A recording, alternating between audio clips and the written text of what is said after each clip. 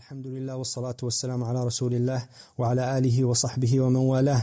Shaykh al-Islam Muhammad bin Abdul Wahhab rahimahullah ta'ala said, the seventh nullifier, sorcery, which includes magic spells that cause a person to hate something he seeks after or love something he doesn't seek after. So whoever performs it or is pleased with it being done has committed disbelief. The proof for this is Allah's statement, وَمَا يُعَلِّمَانِ مِنْ أَحَدٍ حَتَّى يَقُولَا إِنَّمَا نَحْنُ فِتْنَةٌ فَلَا تَكْفُرْ. And neither of these two angels would teach anyone until they had first said to them, we are only a trial for the people, so do not commit disbelief. Now the word sihr linguistically means something hidden. And the word sahar, which is pre-dawn, is called that as the day is about to come, which was hidden by the night. There are a few types of things that are called sihr, and some of them are not kufr, which we will take first. So the first things are tricks or sleight of the hands. And this is when one acquires the skill of tricking others by practicing it over and over again. So they misdirect the viewer, and this is called, as the general masses say, a magic trick. However, these magicians do not deal with the jinn, but they are just quick with their hands or mislead your eyes for a split second to trick you.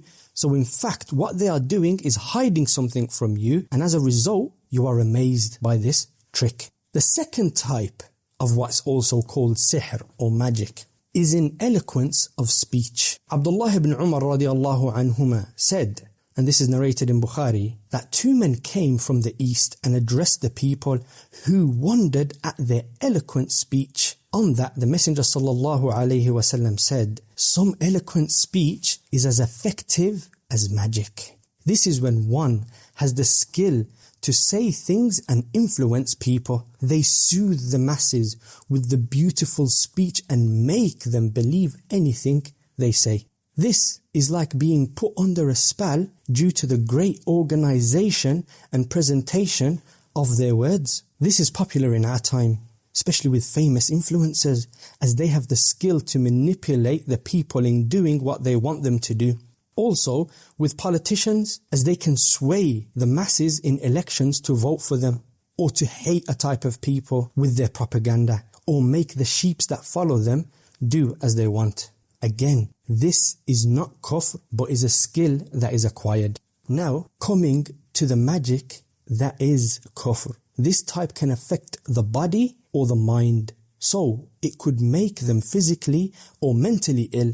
In body, it could be like in sight, making you see something that others can't see. And in mind, it could be to hate someone you should love, or force someone to love somebody. And this is, as the author mentioned, is called sarf and atf. Sarf is to avoid or hate someone.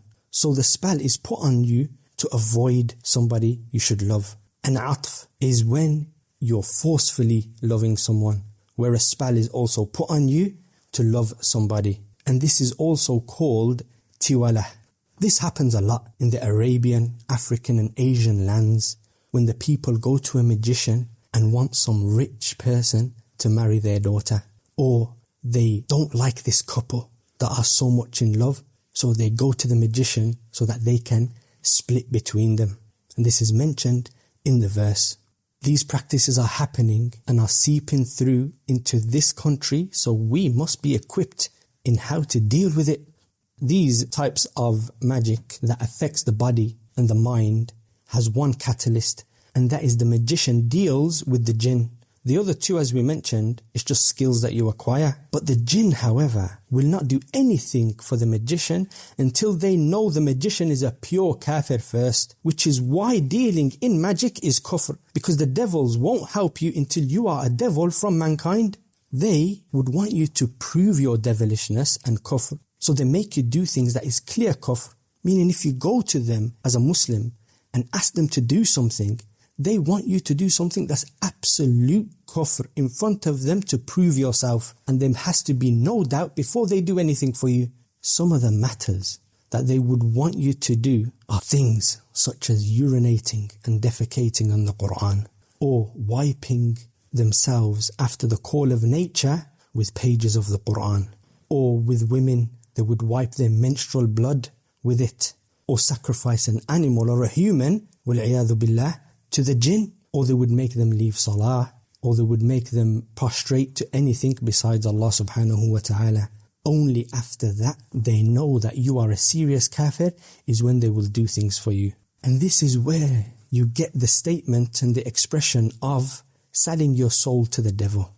You give in to them so that you can gain a favor from them, or gain a piece of this pathetic world's fame and glory. The jinn could also use illusions to bewitch the people, making the magician look good so the people are amazed and take the magicians as role model, which keeps you away from following the true role models that we should look up to, who are the prophets, the companions, the righteous predecessors, and the righteous from amongst us. Illusions could be used to put fear in the hearts of the masses to keep them in check. Just like in the story of Musa alayhi salam, when he encountered the magicians, Allah subhanahu wa ta'ala said, قَالَ أَلْقُوا فَلَمَّا أَلْقَوْا سَحَرُوا أَعْيُنَ النَّاسِ وَاسْتَرْهَبُوهُمْ وَجَاءُوا بِسِحْرٍ عَظِيمٍ.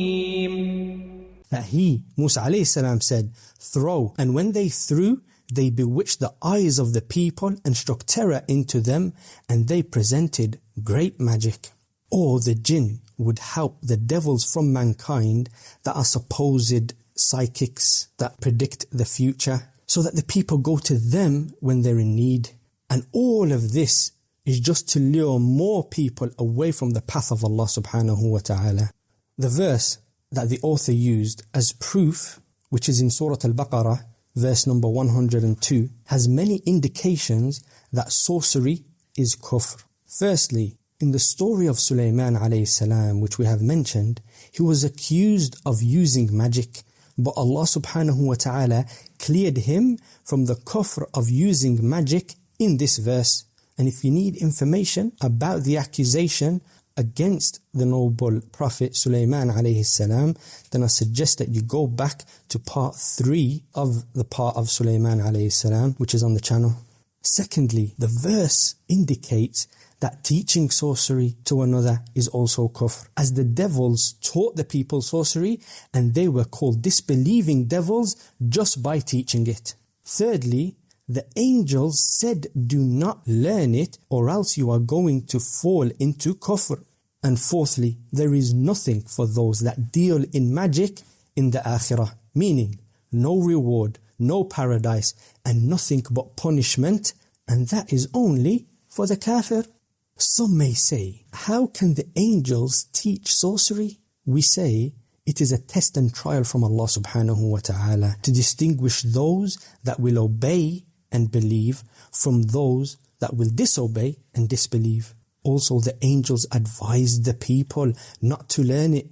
So who will accept the advice and not fall into disbelief? And as mankind has free will, if they learn and practice it, then it is by their own free will that they committed kufr.